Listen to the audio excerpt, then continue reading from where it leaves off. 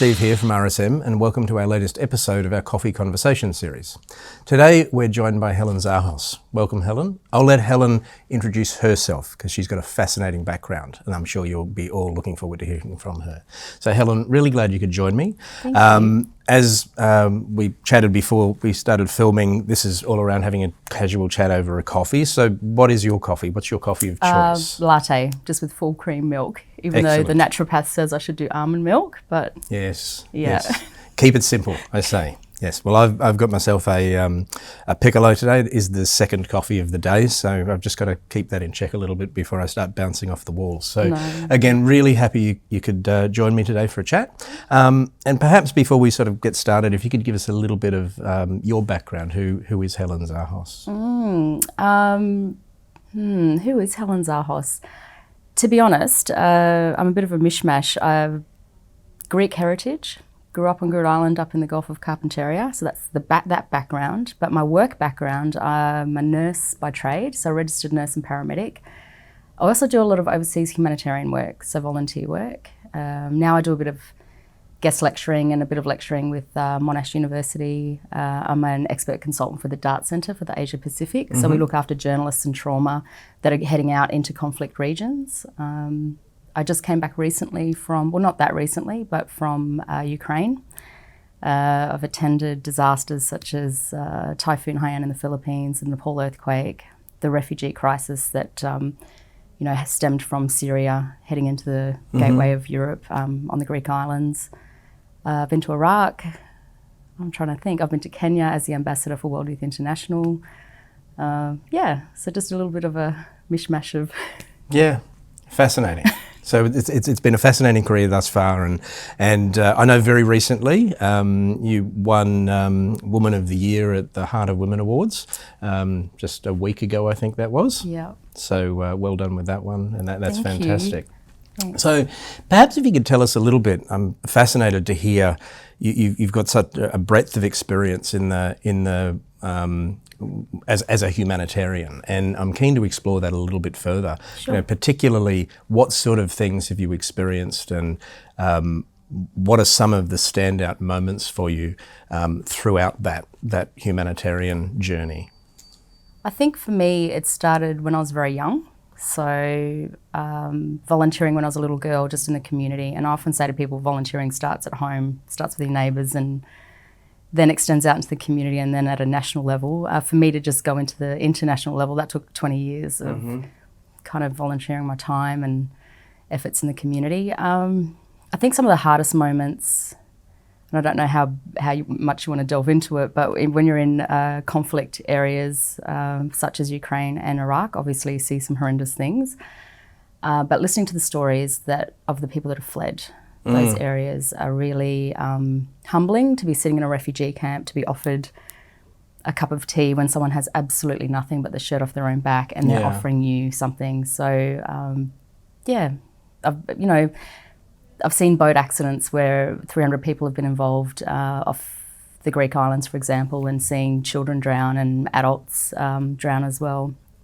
But I think, they're the bigger sort of scale of the horrible things that you see, but the positive things that you get out of that, being able to share those vulnerable moments with people that let you into their lives, and that's generally, even as a nurse and a paramedic, you're turning up on a doorstep of someone's home and they welcome you in with open arms. And that's the same thing with, I think, the humanitarian work, but it's just on a larger scale.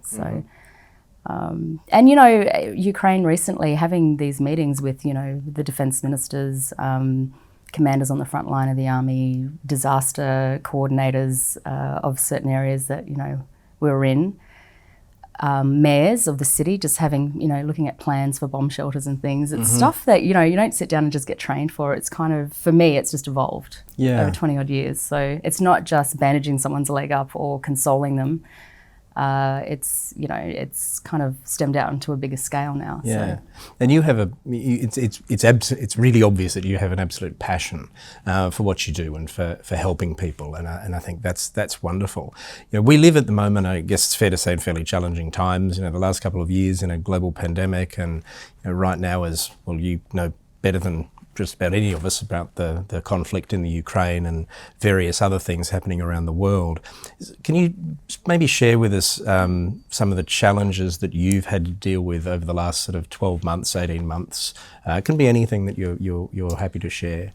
To be honest, I think one of the hardest things, especially around the pandemic, and I was working in an ICU. I'd just come back from Kenya, actually, from volunteering when the pandemic hit. I'd just gone up to Darwin just as the borders were closing to speak at an International Women's Day event up there.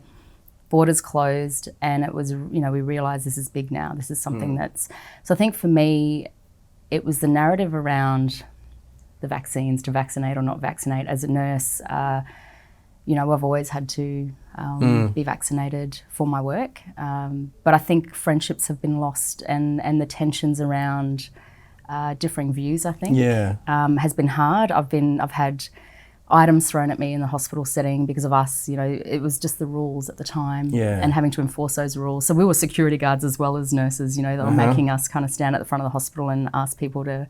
So that was really challenging because as a nurse, I don't judge what your choice is, even around that. And I mean that even from a humanitarian standpoint. I don't look at someone and say, before I treat you, even when I was in Ukraine, for example, I was asked, would you treat someone that was a Russian soldier? And I said, of course I would. That's a human being that's in front of me. Before I extend my hand to save you from drowning, I'm not going to ask you what religion you are or what, where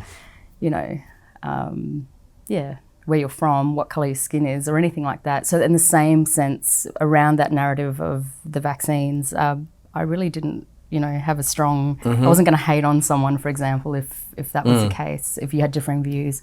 But it caused so much tension, and added tension around the place and around the hospital settings. And from a personal point of view, I used to do a lot of speaking engagements, and then the pandemic kind of put a stop to that. Everything went online. Financially, yes, I work at a hospital, but I do a lot of other little odd jobs around the place as well. So financially, that kind of puts a strain. And when you're doing the humanitarian roles in terms of finance, you're funding it yourself. So that puts a strain on things as well.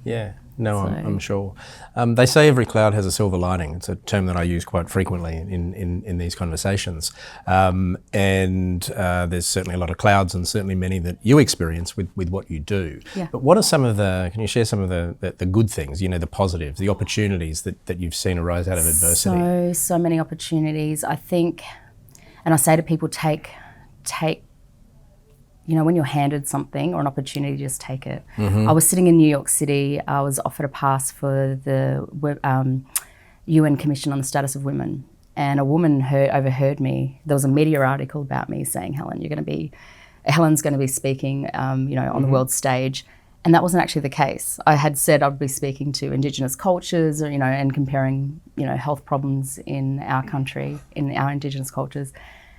And a woman overheard me, and she said, Helen, I'm organising a side event this afternoon with a panel of speakers. Why don't you come and join me? And my heart just went, in front of all those people in New York, But I took that opportunity, and from getting up on stage from there, I then get offered to an invite to go to Geneva. And to speak there at a side event at the World Health Assembly. Wonderful. I this week have taught, and this is my biggest flex this week, it was a pleasure to get that award and an honour, but for me it was being asked to go and teach at a university when I struggled even getting into a uni with I didn't have marks that were good enough back in the day. So and yes, I've improved from there. So just take the opportunities when they come, and as scary as it feels and uncomfortable, just take them, because you just don't know what doors are going to open for you. And look at me, I'm sitting here talking to you today. So no, well, I feel the same way. I'm privileged to have you here talking to me today, Helen. Thank you. Thank you so much for coming and joining us, and thank you all for also joining us. Hope you learned a lot. I certainly did, and look forward to seeing you next time.